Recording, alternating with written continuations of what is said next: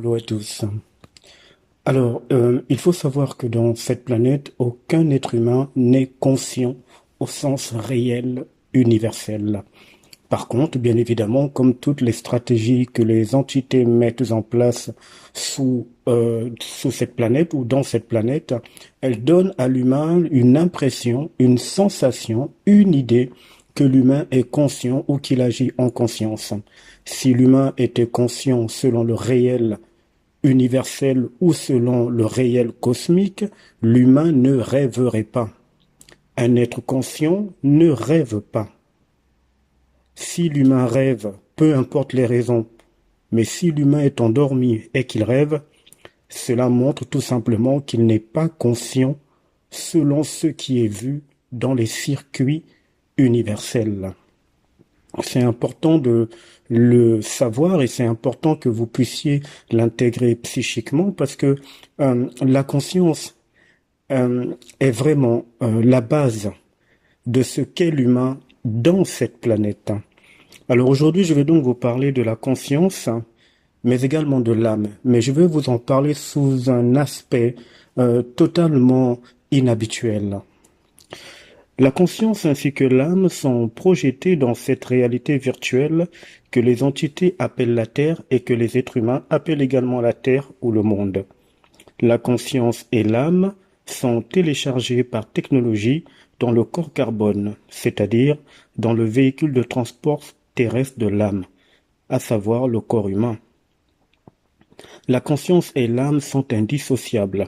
La conscience étant celle qui est sous l'emprise d'une manipulation à un très fort niveau dans cette planète, dans cette région astrale, c'est elle qui reçoit des images tronquées, des formes, des impressions sur l'écran mental.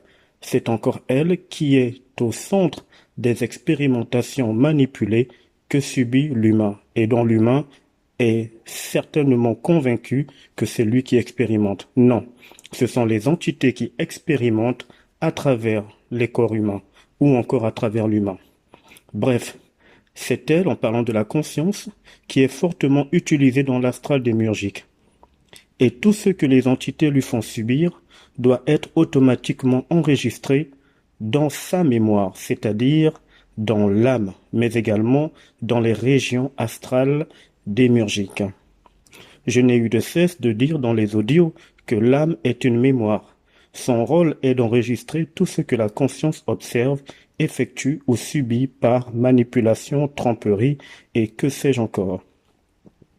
La conscience peut être téléchargée ou transférée dans plusieurs corps, puisqu'elle a toujours besoin d'un véhicule pour s'exprimer dans cette réalité. Les entités peuvent donc la transférer dans plusieurs corps qui se situent dans d'autres réalités virtuelles.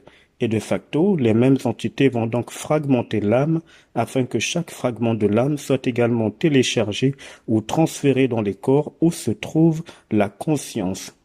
Puisqu'encore une fois, l'âme doit enregistrer tout ce que la conscience voit ou expérimente. Quand je parle de la vue, ce n'est pas au sens humain du terme. Lorsque la nuit tombe et que l'humain dort, l'âme en effet ne peut que sortir du corps pour aller dans les régions astrales, puisqu'elle doit enregistrer ce que la conscience fera, ou plutôt ce que la conscience verra et ce qu'on fera subir à la conscience. L'âme n'est jamais loin de la conscience. Jamais. Et si un individu tombe évanoui pour des raisons quelconques, il sera souvent dit ceci. Il a perdu connaissance. Mais en fait, occultement parlant, cela veut plutôt dire ceci. Sa conscience est partie. Quand ce même individu ouvre de nouveau les yeux, alors sa conscience est de retour dans le corps et l'âme se met à continuer son rôle d'enregistreur. Vous allez observer que lorsqu'une personne a eu une expérience de mort imminente, souvent elle dira ceci, je cite, « Je n'avais plus de corps, j'étais une conscience en mouvement, je pouvais être à un endroit instantanément, je voyais tout et surtout la personne communiquait de manière télépathique. » C'est la conscience qui agit de cette façon.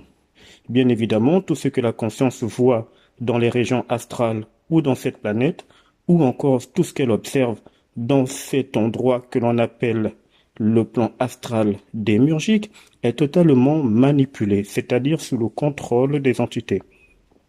Il ne faut pas oublier que l'humain est dans une prison réelle mais invisible, une prison de haute sécurité qui est clairement en mouvement sur le mental humain et sur la conscience et sur l'âme humaine. Donc la conscience ne peut pas aller au-delà de cette prison. L'âme aussi d'ailleurs. Tout ce que l'humain voit ou expérimente, ou du moins qu'on lui fait expérimenter dans les rêves, ou dans son quotidien, dans les expériences de mort imminente également, dans les transes initiatiques, etc., tout ceci est voulu, programmé au détail près par les entités. Les décors peuvent changer, les sensations également, les personnages aussi, les situations pourquoi pas, mais ça reste l'œuvre des entités au sein de cette prison invisible. La seule possibilité pour la conscience et l'âme de sortir de ce manège, c'est durant la décorporation, lors de la cessation de fonctionnement du corps humain, en fait, lors de la mort physique. D'où l'intérêt d'être lucide de la condition dans laquelle l'humain se trouve, afin de ne plus se laisser berner par les illusions du quotidien, des illusions qui sont certes tangibles, mais qui demeurent des illusions, c'est-à-dire une manipulation ou des manipulations. À plus tard.